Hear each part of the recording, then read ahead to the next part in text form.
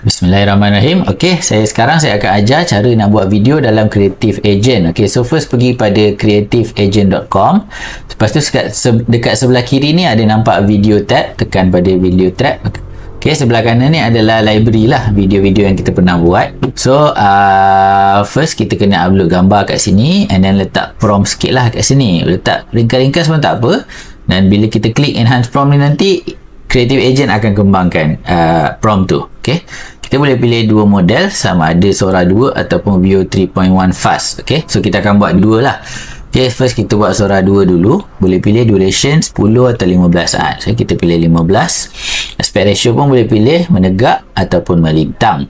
Okay, so untuk Sora ni kita buat menegak lah, melintang lah. Okay, alright, so katalah image.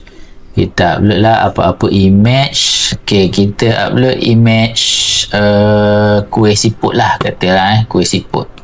Okay, kita prompt lah, simple-simple.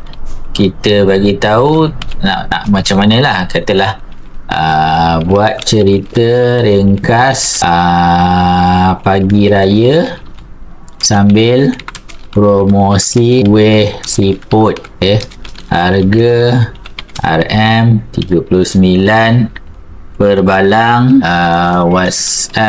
WhatsApp okey, 0113 nombor saya lah 33114752 untuk order. Okey, katakan gitu and then enhance prompt.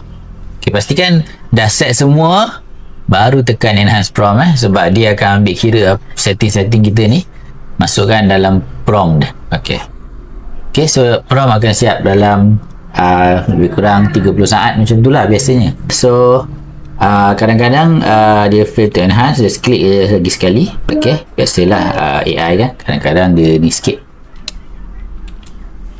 So tengok dah siap dia punya enhancement dia. Just klik generate. Okey, sambil dia buat tu kita boleh buat juga yang lain. Selagi kredit masih ada kita boleh buat. Okay, so untuk second punya gambar kita akan buat second punya video kita akan buat guna model 3.1 Fast. Okay, 3.1 Fast ni dia akan gunakan start reference dan end frame. Okay, start frame and end frame. Okay, tapi end frame ni optional, yang penting kena ada start frame lah. Okay, so at least ada satu gambar. Style dia Veo 3.1 ni lain daripada Sora 2. Jadi kita kena gunakan gambar yang memang gambar tu akan berterusan sampai habis video. Macam Sora dia akan ambil gambar as a reference je, lepas tu dia akan buat scene lain. Kalau Veo 3.1 ni dia akan gunakan gambar tu, the whole scene tu adalah that gambar lah. Melainkan kita buat start frame dengan end frame lah. Okey, contoh kalau kita start frame dengan end frame. Okey, saya ada satu gambar ni. Gambar ni saya buat guna UGC tool dekat Creative Agent. Okey, so gambar ni adalah gambar perempuan ni naik motor. Okey, ni UGC, ni pun UGC juga tapi dari angle lain. Okey, so satu gambar dari belakang dia, satu gambar dari depan. So saya prompt lah. Saya tulis perempuan naik motor sambil tengok phone, sambil pegang phone. Dia berkata selamat, dia bukan berkata lah, dia live streaming sambil berkata selamat hari raya, maaf zahir dan batin. Okey, kita anggap dia tengah pakai baju raya, nak pergi beraya. Sambil on the way pergi beraya tu dia buat live streaming lah. Alright.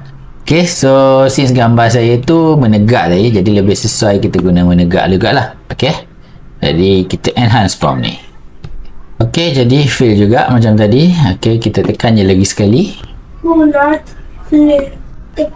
So dia dah enhance. Klik generate. So yang video Sora tadi dah siap 15 saat. Okay, kita tengok.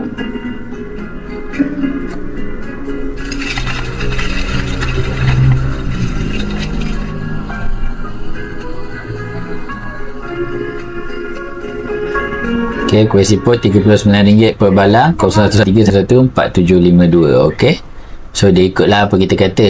Tapi kita tu tadi tak spesifik sangat. Kalau kita bagi konteks lebih banyak, lebih spesifik, insyaAllah dia akan jadi lebih baik, lebih menarik, lebih cantik lah. Ok, so ni sampel. Kalau nak download boleh klik dekat 3 dot ni, download. Ni nampak real cantik. Ok, so satu je lagi video 3.1 fast video ni. Ok, kita tunggu siap. Ok, dah siap. So kita tengok lajunya. Selamat Hari Raya, maaf zahir dan batin. Lagi sekali. Ush.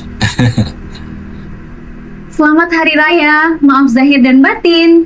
Ok, so tu sampel lah. Kalau end frame dengan kalau start frame dengan end frame dia lebih ngam, lebih konsisten, dia lagi senang dapat smooth je lah. Ok, sekian dari saya. Selamat mencuba. Terima kasih.